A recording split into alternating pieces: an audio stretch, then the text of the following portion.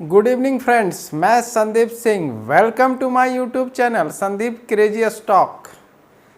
आज मैं कुछ दो स्टॉक्स अपने रिसर्च से निकाला हूं। मुझे लग रहा है कि नियर बाई टर्म में 5 से 8% का मूवमेंट दिखा सकता है, जिसको स्विंग ट्रेडिंग हम लोग बोल सकते हैं। तो वो दो स्टॉक है, उस पर मैं डिस्कस करूंगा। फाइनेंस कंपनी के स्टॉक है प्लस एफएमसीजी का एक स्टॉक है। दो स्टॉक्स मैंने निकाला है जो अच्छा खासा मूवमेंट दिया है और मुझे लग रहा है कि स्विंग ट्रेडिंग में 5 से 8% तक का मूवमेंट दिखा सकता है। और प्लस नेक्स्ट वीक में ब्लॉक डील हो रहा है कि कौन कौन सा स्टॉक्स में ब्लॉक डील हो रहे हैं, क्या है, कौन सा है, कितना करोड़ों का ब्लॉक डील है, बाई एंड सेल मिला के, तो उस पर मैं थोड़ा डिस्कस करूँगा। Plus mutual fund houses, SBI mutual fund ने कुछ स्टॉक्स में अपना एसबीआई म्यूचुअल फंड जो ये है एसबीआई म्यूचुअल फंड है, उसने अपना कुछ स्टॉक्स वगैरह नया बाई किया है, फ्रेश बाई किया है एसबीआई म्यूचुअल फंड ने। तो कौन से स्टॉक हो सकते हैं उस पर भी मैं डिस्कस करूँगा। तो चलिए, स्टार्ट करने से पहले मेरा आप लोगों से रिक्वेस्ट है, प्लीज़ मेरे इस वीडियो को लाइक शेयर एंड सब्सक्राइब जरूर करें अगर आप लोगों ने सब्सक्राइब नहीं किया है। तो चलिए स्टार्ट करता हूं। और मैं जो पहला जो टॉपिक था कि कौन से वो स्टॉक हैं जो स्विंग ट्रेडिंग में 5 से 8% तक का मूवमेंट दिखा सकते हैं। जो पहला स्टॉक है चोलामंडलम फाइनेंस, ये एक्चुअली 20 से 25 रुपया का मूवमेंट दिखाया है लास्ट ट्रेडिंग सेशन में। 20 से 25 रुपया अप रहा है।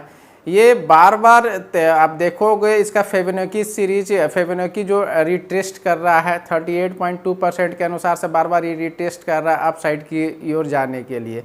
प्लस ये सिंपल सा बात है, 50, 100, 200 डीएमए से वो नीचे चल रहा था, अभी वो पैटर्न चेंज हो गया है नीचे का, अभी वो बुलिशनेस दिखा रहा है। तो नियर बाई टर्म में मुझे लग रहा है अगर मैं इसका एसएल देखूंगा तो 1300 रुपया ले सकता हूं। 1300 रुपया जो रेंज था 1340 से 45 के बीच का, मुझे लग रहा है नियर बाई टर्म में 1420 तक जा सकता है। 1420 तक दिखा सकता है मूवमेंट। तो ये मैंने स्टॉक निकाला है। एक्चुअली सिंपल सा बात है, ये बार बार रीटेस्ट कर रहा है 1300 के लेवल पे, और जिसको आप कह सकते हो रीटेस्ट कर रहा है फेबोनाची, इसका जो लेवल बता रहा है 38.2% का है। तो इसी तरह का ये मिड कैप स्टॉक है, इसमें मूवमेंट की ओर इंडिकेशन आ रहा है कि बुलिशनेस दिखाएगा और नियर बाई टर्म में ये दिखा सकता है। और जो मैंने दूसरा स्टॉक लिया है आईटीसी का, आईटीसी भी अच्छा थोड़ा मूवमेंट दिखाया है लास्ट ट्रेडिंग सेशन में। तो चलिए आईटीसी के बारे में बताऊं। पहला स्टॉक तो मैंने बता दिया, दूसरा स्टॉक आईटीसी का मैं देखता हूं वो कहां पे लेवल वो दिखा रहा है बता। आईटीसी जो मैंने लिया है, आईटीसी का ये स्टॉक है, मुझे लग रहा है 515 तक का मूवमेंट आ सकता है स्विंग ट्रेडिंग में।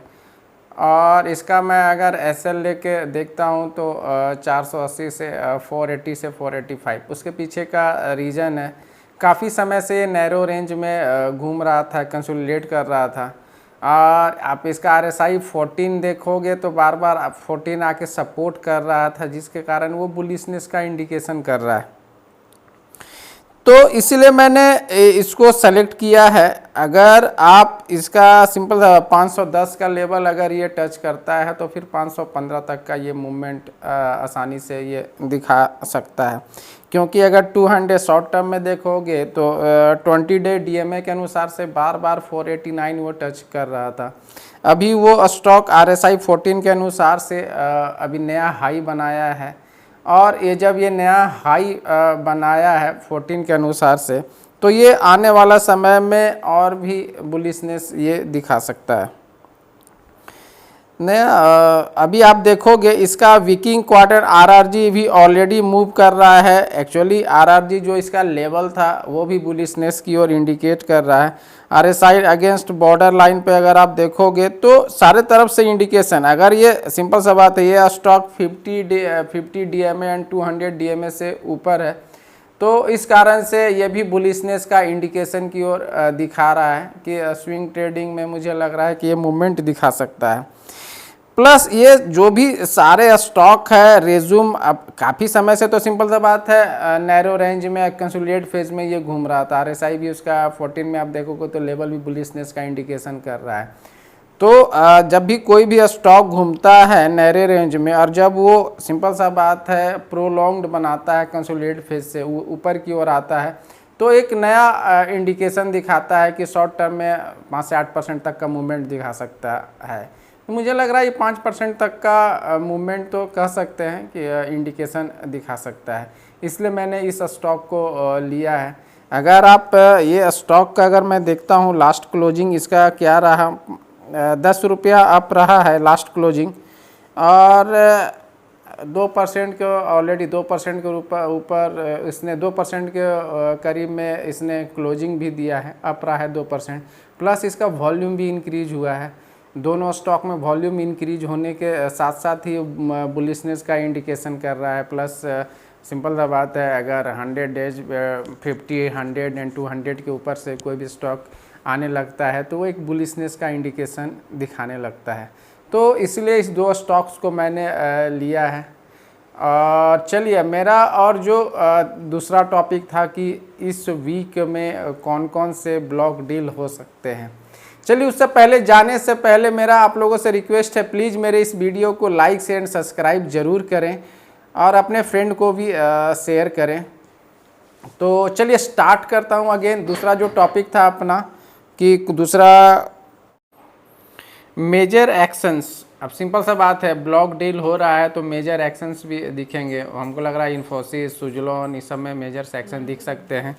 कौन कितने के ब्लॉक डील? 8,364 करोड़ का ब्लॉक डील है आने वाले कमिंग वीक में।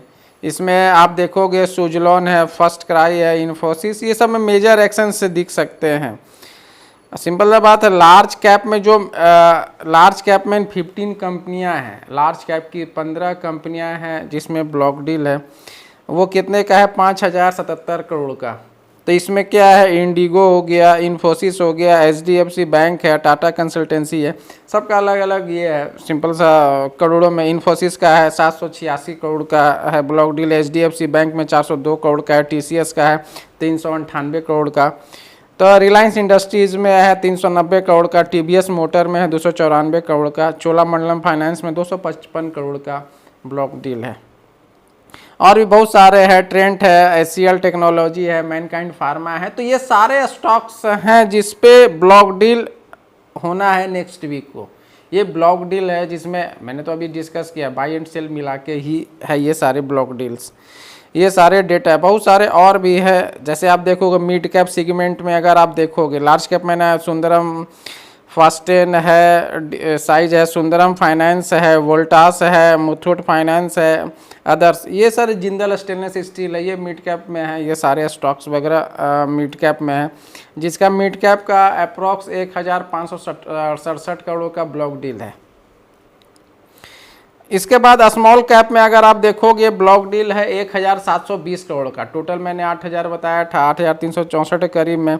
इसमें सुजलॉन एनर्जी है 207 करोड़ का है, और सुजलॉन के बाद है प्रूडेंट है, फिर इरीज लाइफ साइंस है, मनापुरम फाइनेंस है, ये सारे 92 करोड़ है, 2 करोड़ है। ये सारे ये स्मॉल कैप के स्टॉक्स हैं जिसमें नेक्स्ट वीक ये ब्लॉक डील होगा। चलिए, मैंने दूसरा टॉपिक कंप्लीट किया। जो तीसरा मेरा जो टॉपिक था कि SBI म्यूचुअल फंड ने किस किस में अपना होल्डिंग बढ़ाया है।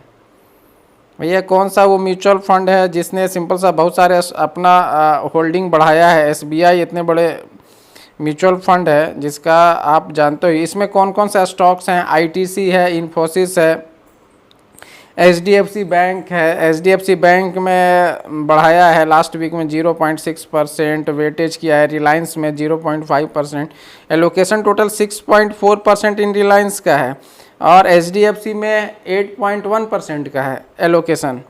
ICICI बैंक है 5.9% का है। इन्फोसिस का आप देखोगे 4.1% है, SBI है 3.3%, भारती एयरटेल है, भारतीय एयरटेल अब 3% का एलोकेशन है, L&T का है, L&T 2.8% है। SBI म्यूचुअल फंड्स ने इस पे TCS एंड ITC है ये सारे स्टॉक्स पे कोटक महिंद्रा बैंक है। टोटल 10 स्टॉक्स पे इन्होंने अपना होल्डिंग बढ़ाया है एसबीआई म्यूचुअल फंड ने। ये नया मतलब और भी मतलब पहले था अभी और भी इसने इंक्रीज किया है जुलाई में। तो चलिए तीन टॉपिक मैंने कंप्लीट किया। चलिए अब जाने से पहले मेरा आप लोगों से रिक्वेस्ट है, प्लीज़ अगेन मेरे इस वीडियो को लाइक शेयर एंड सब्सक्राइब जरूर करें अगर आप लोगों ने नहीं किया है, और फ्रेंड्स को भी ये शेयर करें और उन्हें सब्सक्राइब करने के लिए बोलें। Thank you.